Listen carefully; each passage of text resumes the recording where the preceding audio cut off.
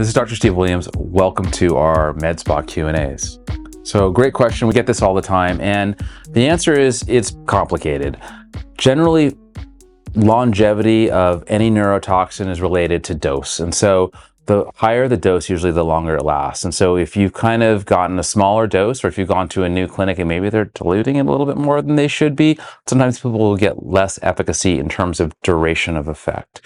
But there are other reports of people getting antibodies to certain toxins. And so sometimes these toxins can not last as long. And so if you've had long-term success with a particular treatment regimen and you're going to the same place, sometimes try switching toxins for a period of time to see if your body can kind of reset. So if you're using Botox, go to Dysport. If you're using Dysport, go to Botox.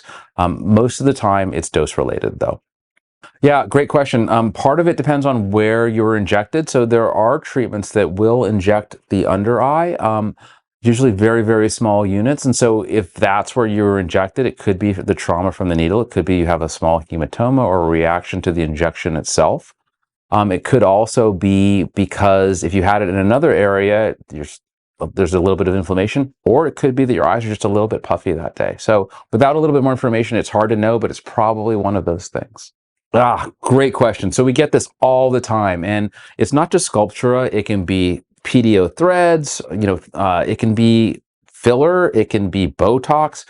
And so the question is, for products that are designed to leave things like Sculptra, or sometimes some threads, sometimes when we're working there, we do feel a little bit of a tissue difference, meaning there's a little bit more scar tissue there.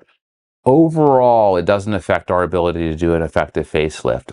But if you've had these treatments relatively recently, it's important that we know, because we want to adjust our techniques knowing that there may be a little bit of tissue difference there for those areas you've been treated, and to also recognize that those treatments may have added volume to those parts of your face. And as we're doing these algorithms of actually moving the tissue around, we want to make sure that we're creating volume in the right place with your own natural tissue. So it's important to know what you've done before. Make sure you share that with your surgeon. We want to hear more questions. Put them down there in the comment section and we'll get them answered. Thanks a lot, guys.